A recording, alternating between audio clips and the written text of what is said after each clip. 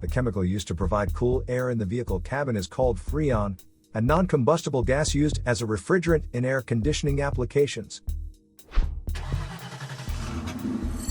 It is compressed and cooled off in the car's condenser, which is mounted right in front of the radiator. Faulty air conditioner refrigerant will cause the air conditioner to only blow out hot air. You will see a fluid leak under the vehicle and hear strange noises coming out from the air conditioner. It will turn on the check engine light on your dashboard and store the AC-related error codes. Short distance driving is permitted if you find these symptoms in your car, but your vehicle should be repaired ASAP.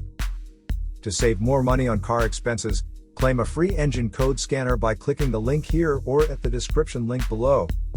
You're also welcome to leave comments below. Our mechanic professionals will answer them shortly. Don't forget to like and subscribe to our channel. Thanks again for watching this video.